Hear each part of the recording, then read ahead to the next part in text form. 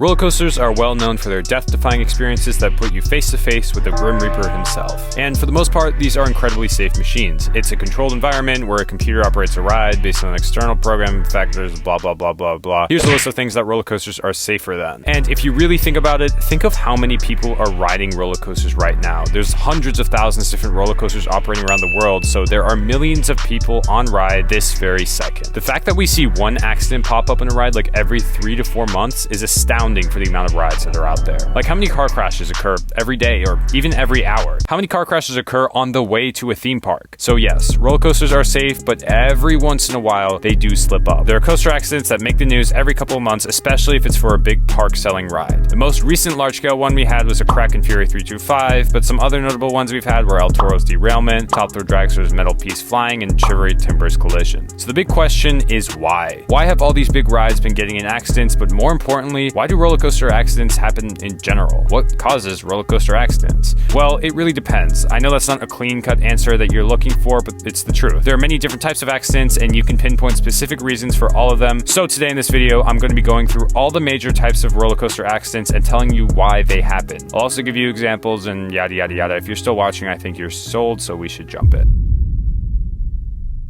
This is a pretty well-known one. Roller coaster derailments are probably the most well-known type of accidents, and unfortunately, it happens the most often. The most recent example of a major one was at Gröna Lund in Sweden on the Jetline coaster. The front of this ride partially derailed, injuring 9 and killing 1. Another famous derailment was on Mindbender at the West Edmonton Mall. This was back in the 80s, but it killed 3 people and critically wounded a 4th. So yes, it's clear that derailments are very dangerous. Another recent one was on El Toro, but no one was really hurt on it, so I'm not really going to talk about it that much. Now, it's worth mentioning that when a ride does derail, the park undergoes a criminal investigation for attempted or completed manslaughter, so obviously these are taken very seriously, and they should be. This is the textbook roller coaster accident that everyone fears. So why do they happen? Well, the main reason is ride maintenance. Roller coasters have to go through daily inspections and test runs before people are allowed on the ride, and if these inspections are rushed or just not completed thoroughly, then they aren't going to be as accurate. And for roller coasters, that's something that kind of needs to be accurate. Now, there's a lot of reasons why a park's inspection and maintenance may be lacking. It could be staffing issues, it could be budget cuts, or it could just be sloppiness. Regardless, this is something they need to get right because it can be disastrous if they don't. Now, if you want a more specific physical answer, then a lot of the times the track just isn't lined up. Roller coaster track isn't like one big steel tube, like a giant spaghetti ball folding around itself. It's built with tons of small pieces and assembled like Legos, but all the pieces have to perfectly line up in order for the ride to run smoothly. If not, you get a derailment. I'm sure there's a little more to it than that, but in a nutshell, that's the engineering behind a derailment. This one's actually a little scary to think about because you really have no idea when you get on the ride how well it's been inspected or been maintained. You're just kind of hoping that they're safe. Another big one that people are scared of are roller coaster crashes. Now, these are a little less common than derailments, but they kind of come in a package deal. When a coaster crashes, it usually derails. Some people even consider the Mindbender accident to be a crash, not a derail, but the wheels came off the track, so I'm saying it's a derailment. But a big crash that people know about is the Smiler accident in 2015. This was a weirder circumstance because of high winds, but it follows the same rules as most crashes, and that's human error. I have a video where I talk about the Smiler and a couple other big accidents. I'll link it in the card or the description. I don't know, it shouldn't be very hard to find, but I'm not going to explain it in depth here. Just know that ride ops overrode the computer, telling them not to dispatch because they felt like it.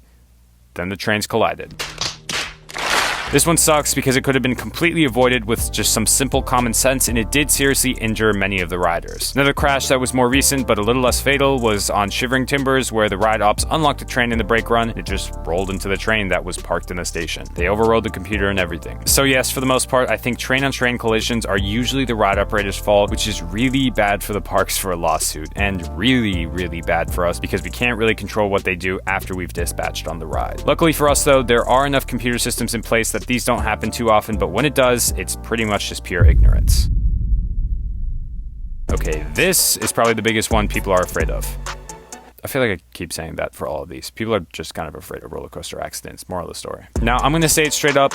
This is also just the staff's ignorance. For the most part, this is a ride op just ignoring or not properly securing restraints, but there is one instance I can think of where it's not entirely the ride op's fault. That instance is on Superman the Ride of Steel in 2011. Now, this is also kind of the guest's fault, and the reason I say that is because he was double leg amputee. He was a veteran, so God bless him, but he probably should have known that this wouldn't have been a good idea. There are numerous signs in the park surrounding pretty much every roller coaster in any amusement park saying who should not ride, and a double amputee is definitely on it. I know a lot of people skip it and just walk straight to the line, but if you're coming to the park with a special circumstance, I feel like you should kind of be more careful with what you go on. He also refused a safety pamphlet, which definitely would have told him not to go. Now, that being said, the ride ops also should have just stopped him when they saw he wasn't physically fit to ride. That's kind of their job. He actually made it past the first drop and the first hill, but was ejected on the second. Mostly park's fault and a little bit of guest faults, but this is something I feel like you can have a little bit of control over. If you don't feel like your restraint is safe, then call someone over. Don't think it's movie magic keeping you in. There's no movie magic keeping you in on a roller coaster. That metal bar or vest or whatever it is the only thing that's going to stop you from blasting off like a rocket. So if there's any part of you that's hesitant, then get it double checked. Worst case scenario, it was already fine and nothing happens. It is much better than being ejected from the ride. And parks are sensitive to this. On New Texas Giant, a woman was ejected from the ride after telling her ride ops that she did not feel safe with her restraint. So don't be afraid to ask. It could save your life. I know this is a weird name for a category, but it just includes a bunch of different structural issues. This ranges from the crack on Pier 325 to the pothole in El Toro. This also includes the top throw dragster accident where a metal piece flew off, and I am really sorry about that last dragster video. It was a little old, but I also just had some straight up inaccuracies in it, so I'm sorry about that, especially since it's a very sensitive topic regarding an accident. Anyways, I'm going to keep this short and sweet. This is also maintenance. It genuinely baffles me how no one at the park saw this crack at Pier 325. It was pointed out by a guest member who just recorded a video of it and uploaded it online. If you want to learn more about that accident in particular, then I have a YouTube short in it you can check out. But yeah, this one's a quick one. It's maintenance, lacking for the same reasons I talked about before. Now, this is not really an accident. In fact, this is actually the ride working against accidents, exactly how it's supposed to. So I kind of tricked you with this, but I'm going to go over it because it's probably the most likely one you'll experience out of all of these. So let me run through what you do and why you do it. First, the why. Evex happen when the computer stops the ride for one reason or another. This could be because the block zone ahead is filled, or maybe the weather is too much for the ride, or it's just freaking out for an unidentified reason. The computer is programmed to shut down the ride whenever one of these instances happen to keep the guests safe. So here's what you're going to do. You're going to wait in your seat.